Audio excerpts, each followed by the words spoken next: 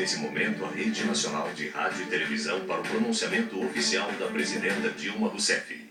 Meus queridos brasileiros e muito especialmente minhas queridas brasileiras, hoje é o Dia Internacional da Mulher.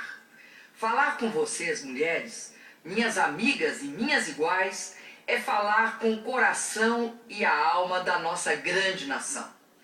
Ninguém melhor do que uma mãe, uma dona de casa, uma trabalhadora, uma empresária, é capaz de sentir em profundidade o momento que um país vive.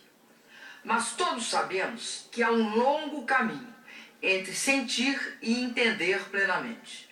É preciso sempre compartilharmos nossa visão dos fatos. Os noticiários são úteis, mas nem sempre são suficientes. Muitas vezes, até nos confundem mais do que nos esclarecem.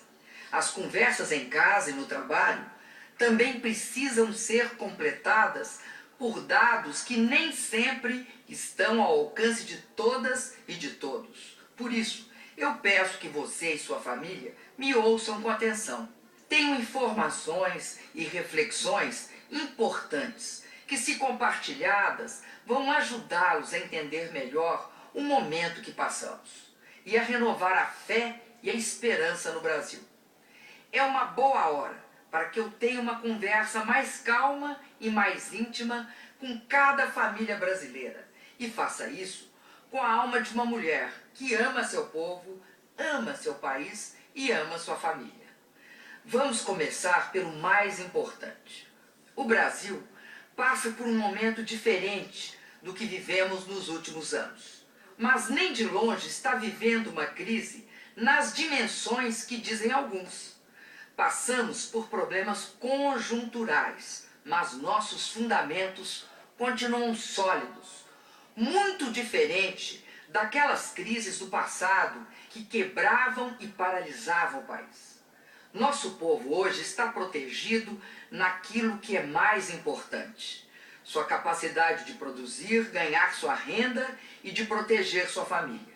As dificuldades que existem e as medidas que estamos tomando para superá-las não irão comprometer as suas conquistas. Tampouco irão fazer o Brasil parar ou comprometer o nosso futuro. A questão central é a seguinte: estamos na segunda etapa do combate à mais grave crise internacional desde a Grande Depressão de 1929. E nesta segunda etapa, estamos tendo que usar armas diferentes e mais duras daquelas que usamos no primeiro momento. Como o mundo mudou, o Brasil mudou e as circunstâncias mudaram, tivemos também de mudar a forma de enfrentar os problemas. As circunstâncias mudaram porque, além de certos problemas terem se agravado no Brasil e em grande parte do mundo, há ainda a coincidência de estarmos enfrentando a maior seca da nossa história no Sudeste e no Nordeste. Entre muitos efeitos graves, esta seca tem trazido aumentos temporários no custo da energia e de alguns alimentos.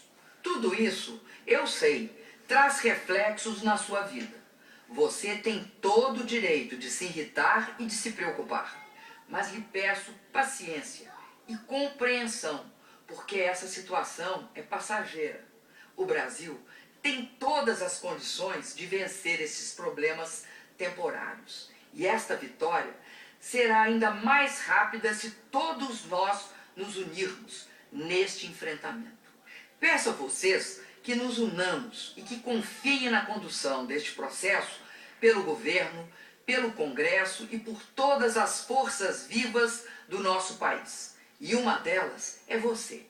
Queremos e sabemos como fazer isso, distribuindo os esforços de maneira justa e suportável para todos. Como sempre, protegendo de forma especial as classes trabalhadoras, as classes médias e os setores mais vulneráveis.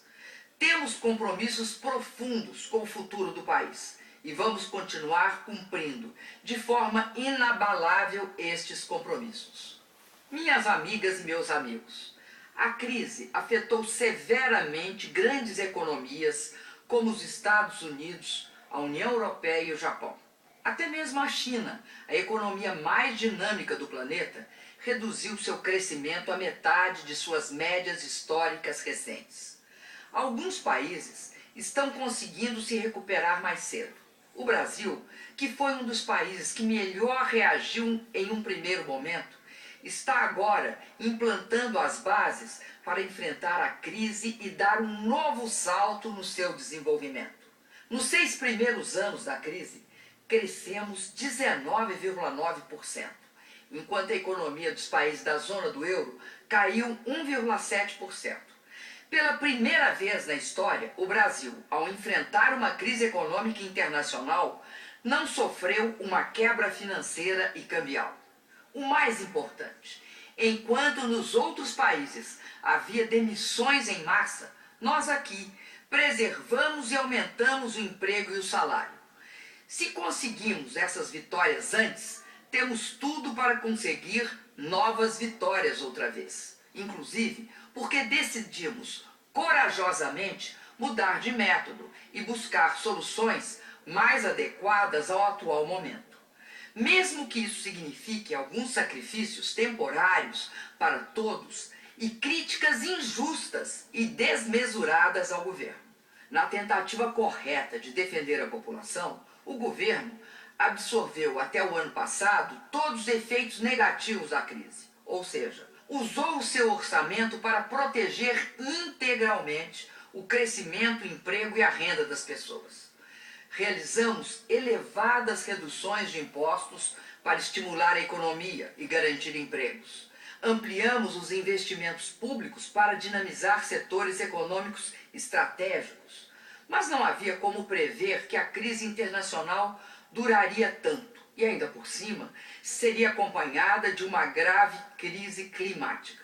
Absorvemos a carga negativa até onde podíamos e agora temos que dividir parte deste esforço com todos os setores da sociedade. É por isso que estamos fazendo correções e ajustes na economia. Não é a primeira vez que o Brasil passa por isso.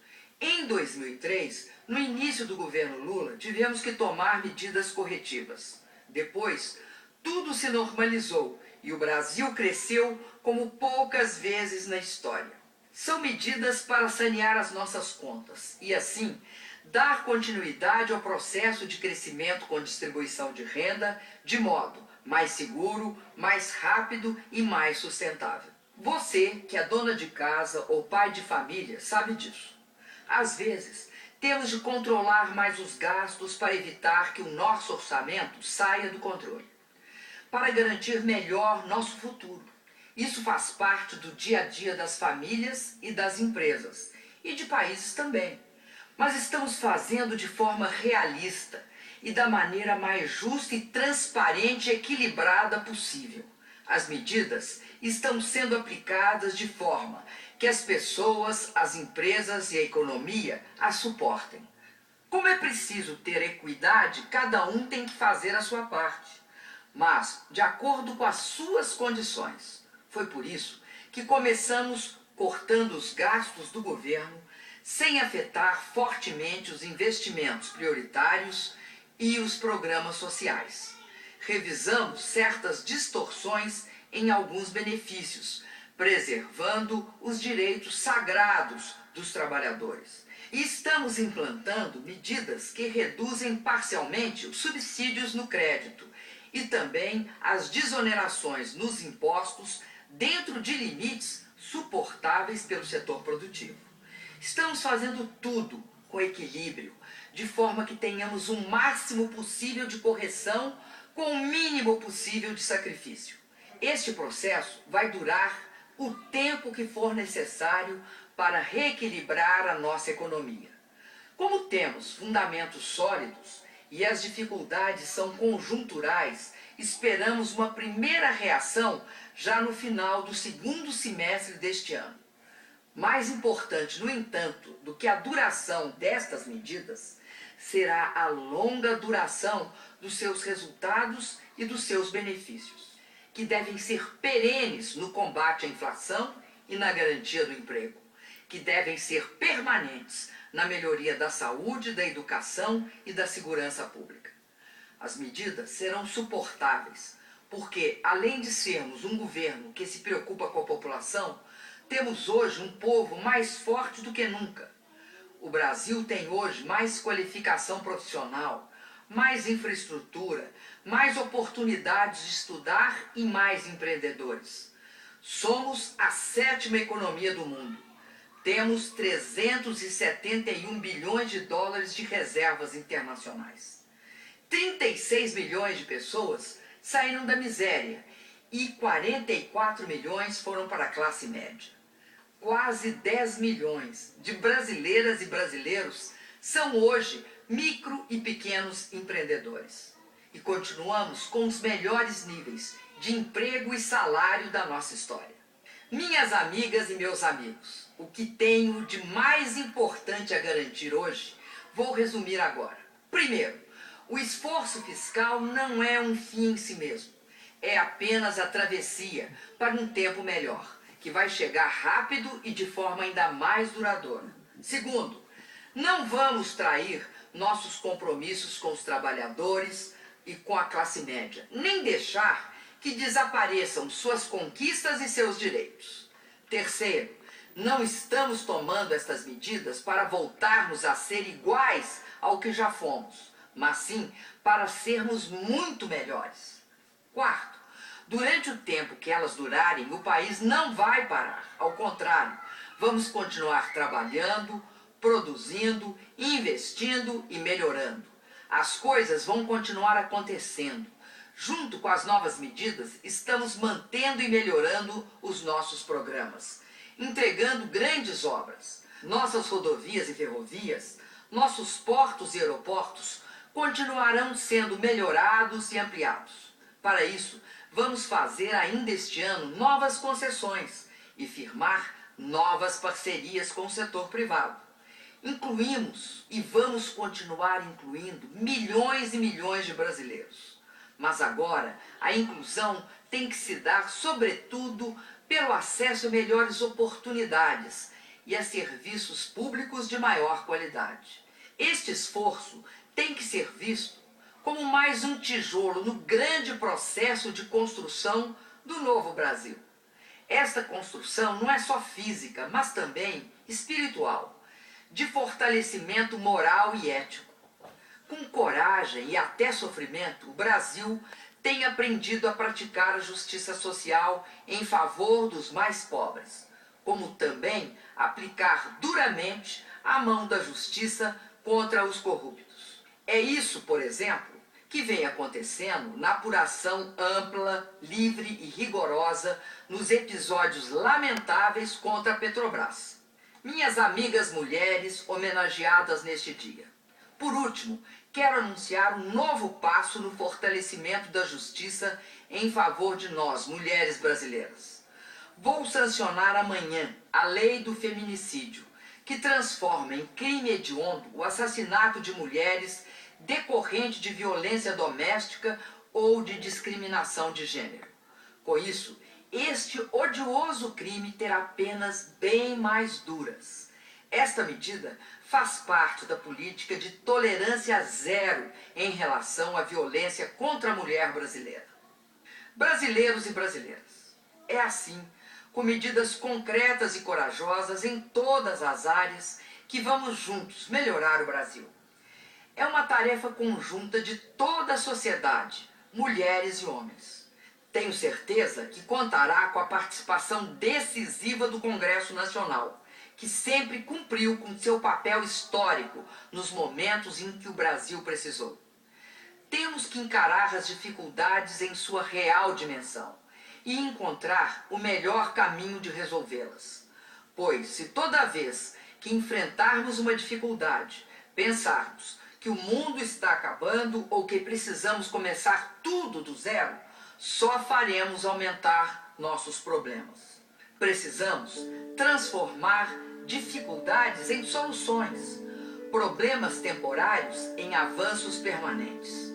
O Brasil é maior do que tudo isso e já mostrou muitas vezes ao mundo como fazer melhor e diferente. Mais que nunca é hora de acreditar em nosso futuro, de sonhar, de ter fé e esperança. Viva a mulher brasileira! Viva o povo brasileiro! Viva o Brasil! Obrigada e boa noite!